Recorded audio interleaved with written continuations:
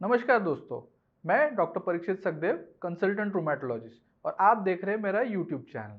Arthritis के बारे में अवेयरनेस क्रिएट करना मेरा मोटो है और इस मोटो को सक्सेसफुल बनाने के लिए इस चैनल को सब्सक्राइब करिए और बेल आइकन पे क्लिक करिए।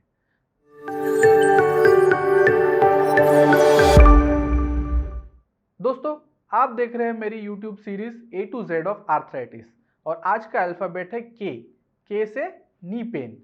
तो आज हम जानेंगे नी पेन यानी कि घुटनों के दर्द की समस्या के बारे में। नी पेन यानी कि घुटनों की दर्द की समस्या बहुत कॉमन है और ये ओवर टाइम बढ़ती ही जा रही है। पहले ये समस्या ज़्यादातर जो बुजुर्ग पॉपुलेशन में देखी जाती थी, लेकिन आजकल ये समस्या यंग पॉपुलेशन में भी देखी जा रही है। ये समस्या बहुत तेज़ी से बढ़ती जा रही है जैसे जैसे हमारा लाइफस्टाइल चेंज होते जा रहा है और इसके कई सारे कारण हैं। इस वीडियो में आज हम जानेंगे इन कारणों के बारे में और इसकी कैसे रोकथाम की जाए। तो घुटनों के दर्द का प्रमुख जो कारण है वो है ऑस्टियोआर्थराइटिस।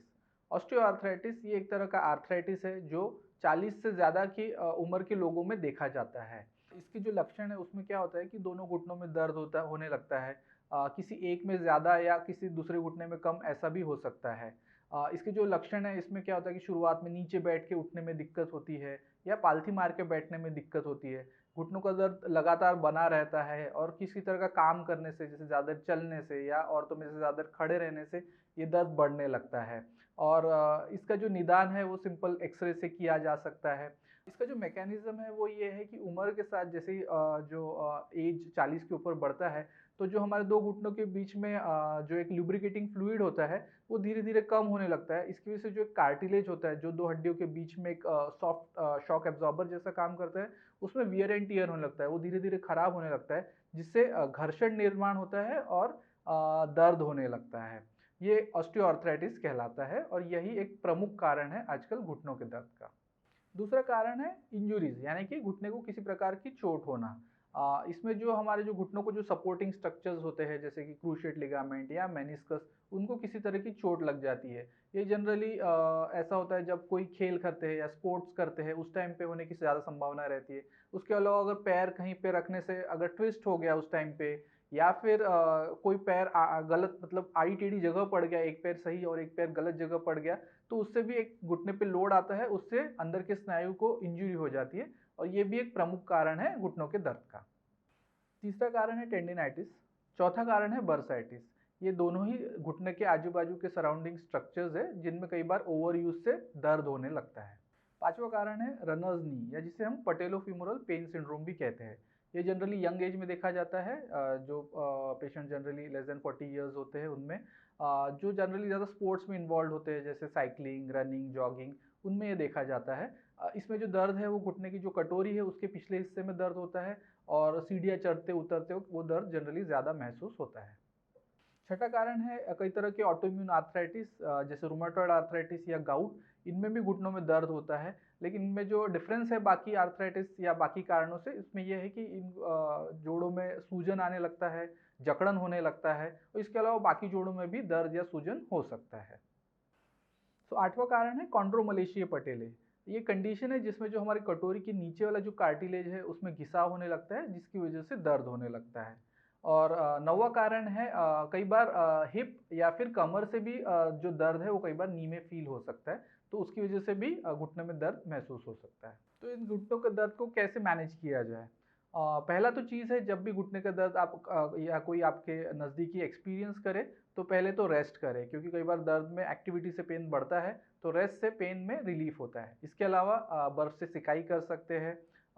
तीसरी चीज़ जो चीज़ है जिसका इस्तेमाल कर सकते हैं नी ब्रेसेस या नी कैप्स जो आते हैं जो बहुत इजीली अवेलेबल है कोई भी फार्मेसी में, वो पहन के अगर वो चलते फिरते हैं तो उससे भी घुटने के दर्द में आराम होता है।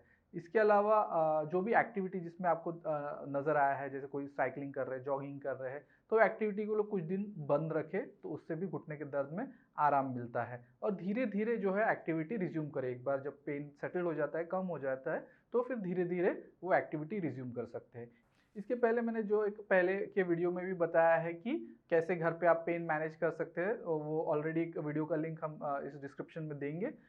इसके अलावा जो है over the counter pain killers, मतलब सिंपल पेन किलर जैसे आइबुप्रोफेन हो गया या पैरासिटामोल हो गया, वो भी आप किसी फार्मेसी से खरीद के ले सकते हैं, 4-5 दिन ले सकते हैं, जिससे कि घुटनों का दर्द कम हो जाएगा। बट ध्यान रखें कि बहुत ज़्यादा दिन लेने की ज़रूरत ना पड़े। अगर बहुत ज़्यादा दिन लेने की ज़रूरत पड़ती है तो बेटर है आप किसी स्पेशलिस्ट से मिलें। इसके अलावा कुछ सिंपल एक्सरसाइजेज होती है जिससे भी घुटने के दर्द में राहत मिलता है। अगर घुटने का दर्द थोड़ा कम हो जाता है तो ये सिंपल एक्सरसाइजेस करने से घुटने का दर्द कम होते जाता है। या जिनको ऑलरेडी डायग्नोज्ड है ऑस्टियोआर्थराइटिस है, उनको घुटने के एक्सरसाइज बताए गए हैं, तो वो कुछ फिजियोथेरेपिस्ट से मिलकर अगर आप प्रॉपर एक एक्सरसाइज रेजिमेंट करते हैं तो उससे भी घुटने के दर्द में राहत होती है। इस पे हमने एक वीडियो बनाया है और उस वीडियो का लिंक डिस्क्रिप्शन में दिया गया है। नी पेन या घुटनों का दर्द एक बहुत चैलेंजिंग कंडीशन है और कई बार पेशेंट्स के लिए बहुत फ्रस्ट्रेटिंग भी है, क्योंकि कई तरह का वो ट्रीटमेंट ऑप्शंस ट्राई करते हैं और फिर भी उनको पूरी तरीके से निजात नहीं मिलती है। तो इसलिए घुटनों के दर्द के बारे में एक प्रॉपर इन्फॉर्मेशन होना बहुत ज़रूरी है। जैसे मैंने बताया कि उसके कई सारे कारण हैं, तो इसलिए स्पेशलिस्ट से मिलना ज़रूरी है और एक पर्सनलाइज्ड ट्रीटमेंट उस अप्रोच उसके लिए बनाना बहुत ज़रूरी है।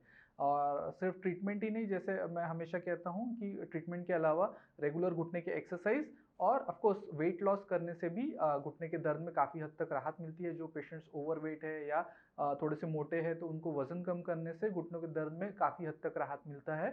और अगर जिनको नहीं है वो भी अगर अभी से वजन कम रखेंगे और कुछ रेगुलर एक्सरसाइज करेंगे तो उनको घुटने का दर्द होगा ही नहीं।